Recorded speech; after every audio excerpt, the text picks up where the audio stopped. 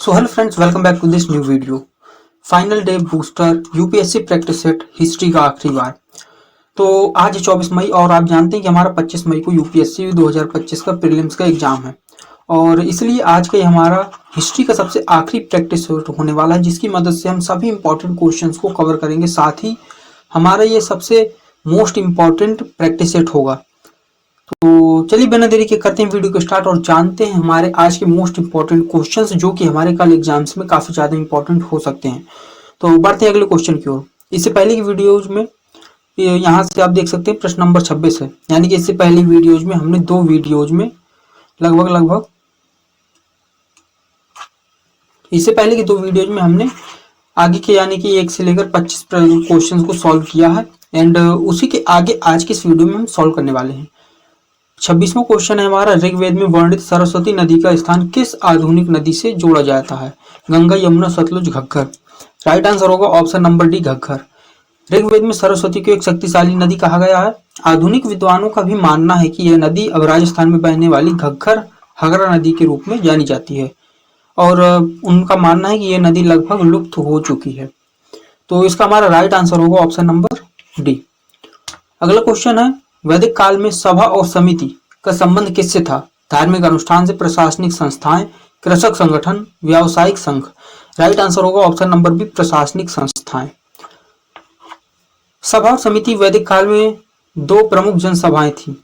ये राजा जो को सलाह देने, निर्णय लेने और शासन में भाग लेने वाली संस्थाएं थी, यानी कि राजा को उसके शासन में भाग लेने के लिए इंपॉर्टेंट थी, उसको बताती थी।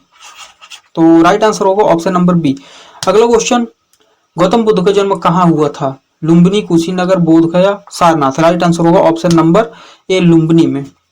अगला क्वेश्चन देखें तो त्रिपिटक किस ग्रंथ से संबंधित है? जैन धर्म, बौद्ध धर्म, वैदिक धर्म, सिख धर्म।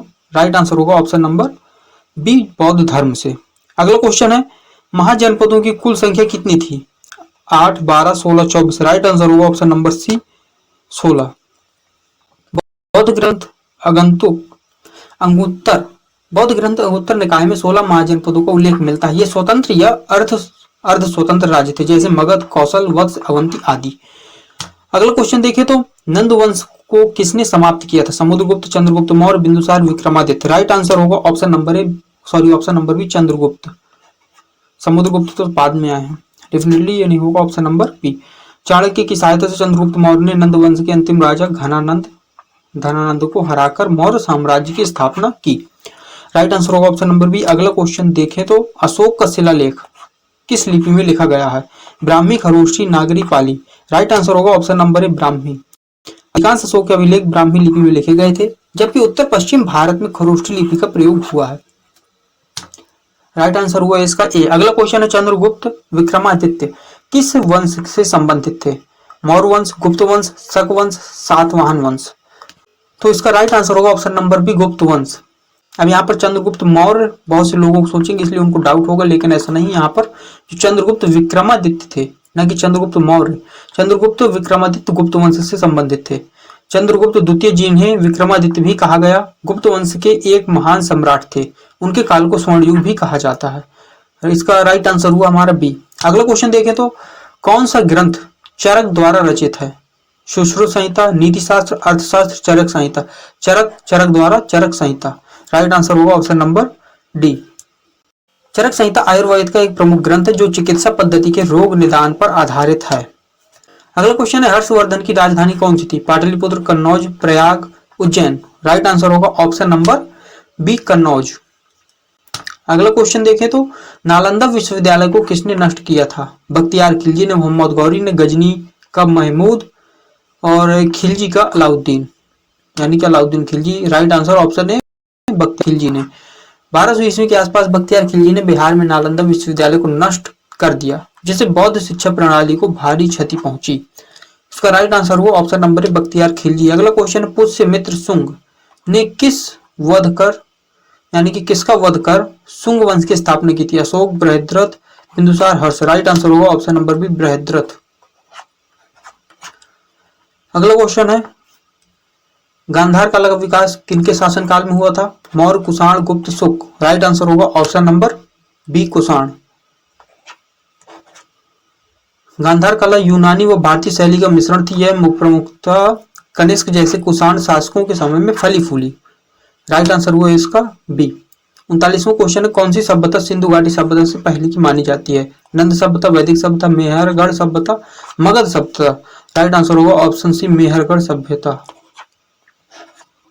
मेहरगढ़ सभ्यता 7000 ईसा पूर्व को भारत की सबसे प्राचीन कृषि आधारित सभ्यता माना जाता है और इसे सिंधु घाटी से भी पुराना माना गया है।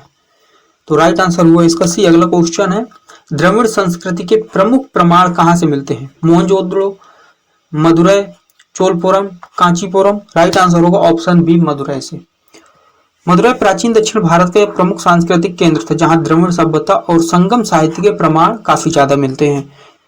अगला क्वेश्चन है, पाणिनि ने किस विषय पर अष्टाध्यायी नामक ग्रंथ लिखा था? खगोल शास्त्र, आयुर्वेद, राजनीति, व्याकरण। राइट आंसर होगा ऑप्शन नंबर डी व्याकरण पर। पाणिनि का अष्टाध्यायी संस्कृत व्याकरण का विश्व प्रसिद्ध ग्रंथ है जिसमें धातुओं और शब्दों के नियमबद्ध स्वरूप दिए गए हैं। अगला क्वेश्चन है, सप्त सिंधु क्षेत्र का उल्लेख किस ग्रंथ में मिलता है? सामवेद, यजुर्वेद, ऋग्वेद, अथर्ववेद। राइट आंसर होगा option number C Rigveda.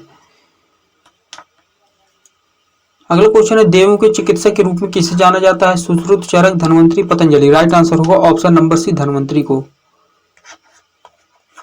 Dhanvantari को आयुर्वेद का जनक और देवताओं को चिकित्सक कहा जाता है। उन्हें धनतेरस के दिन पूजा जाता है। अगला क्वेश्चन है, अश्वमेघ यज्ञ किसका प्रतीक था? साम्राज्य की सीमाएं बढ़ाना, कृषक समृद्धि, देवताओं की पूजा, युद्ध में विजय। अगर आपने रामायण देखी होगी तो वहां पर आपको ये जानकारी मिलती होगी अश्वमेघ यज्ञ के बारे में।